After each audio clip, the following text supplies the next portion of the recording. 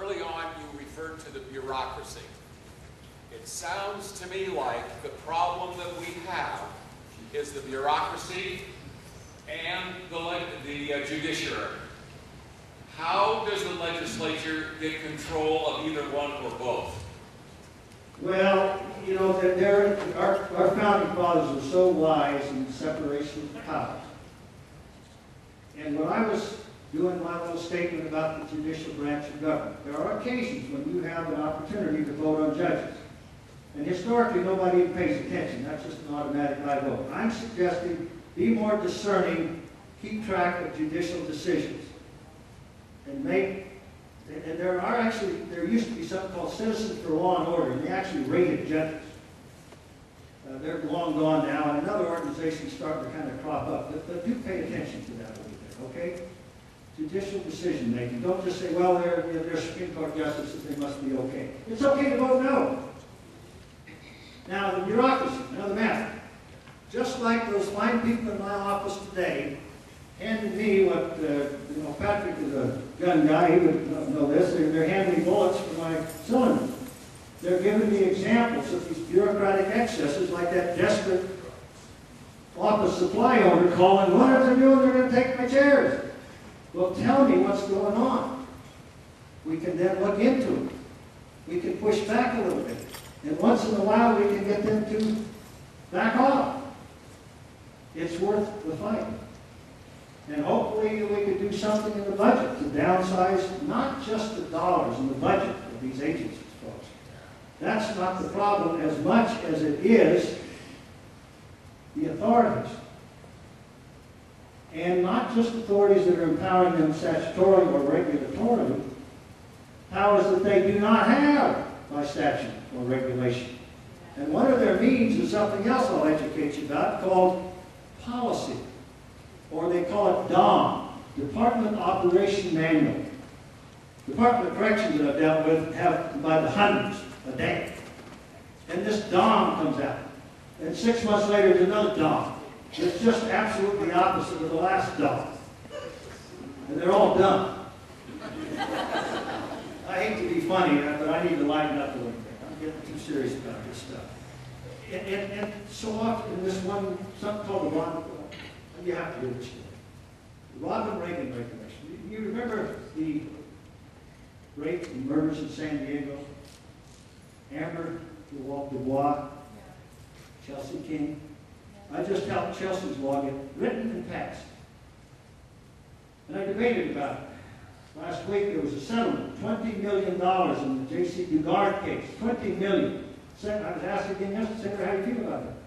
Said it was probably a prudent decision, because if that ever goes to court, because of the years that transpired that terrible thing had happened, the egregious example, and the remiss of the agency of government, I am sure a jury would have awarded vastly more, so it's probably a wise decision. But the more important point are the continuing legal vulnerabilities.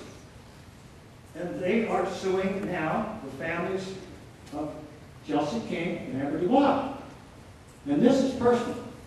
The Inspector General of California affirmed it, and Bruce has read my columns over the last years about this. I wrote that this would happen. And I have a personal interest because the sexually violent predator law, Rick Mandela and I wrote when I was at the Board of Prison Term, that allows the sexually violent predators to be continued in prison instead of being released. John Albert Gardner was not even evaluated for an SVP commitment, as he should have been by law.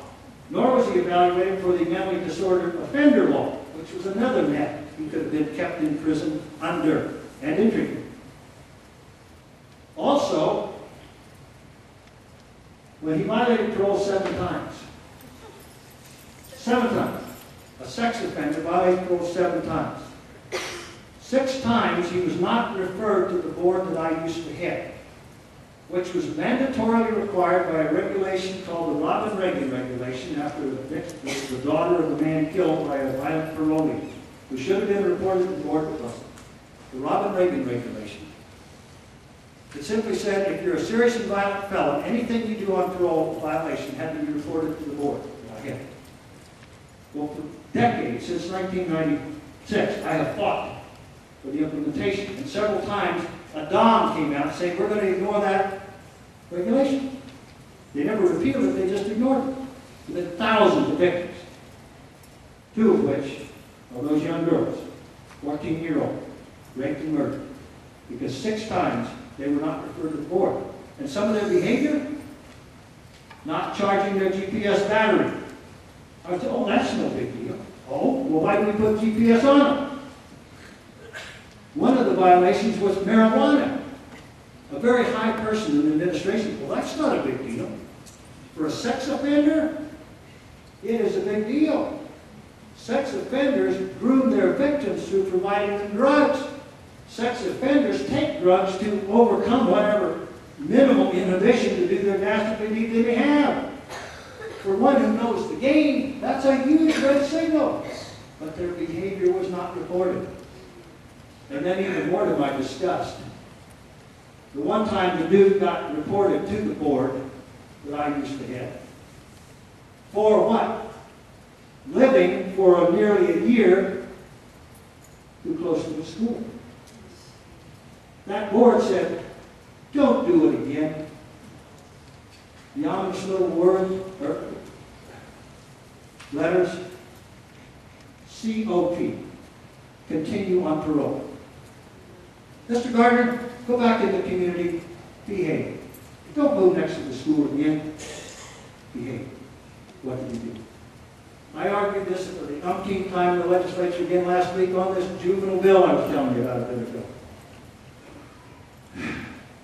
I have polyclasses, definitely.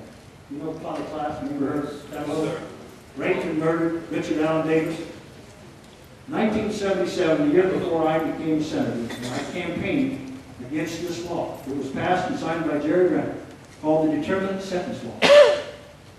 The Determinate Sentence Law, prior to that, almost 90% of the inmates had to go before the board. To be found suitable for parole, it was a discretionary decision based on all relevant facts and the long hearing and all that. Well, then it shifted.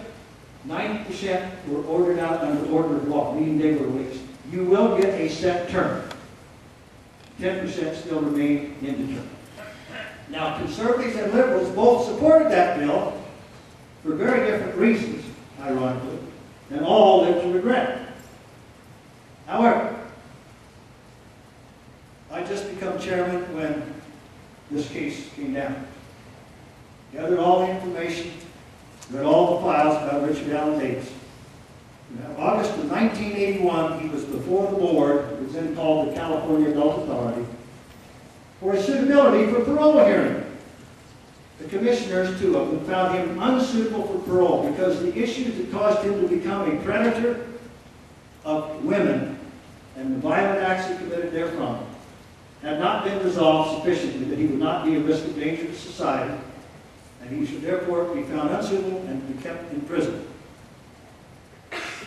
Not suitable for parole. Then there's a little box, and it's at the next hearing date, which normally under the laws at the time would be 1 year hence. The board could consider him again. It says none. DSL controls. The Determinate Sentence Law controls. That was her death sentence. She could have remained in prison. Now, he may not have, the board might have found him suitable. But at least they would have made a reasoned decision based on evidence and facts in the long hearing if they determined he wasn't suitable. And they could have put conditions on him that would have made it less likely for him to continue his victimization. So I say day and after the darn legislature, whenever you change parole policies, ladies and gentlemen, or sentencing policies, you better be very careful, because there are long-term consequences. And this is a societal thing. It's here as well as in the legislature. And it's my own opinion. I confess it as such, but I can defend it.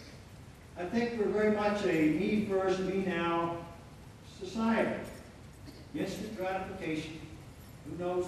Some sociologist will study it someday.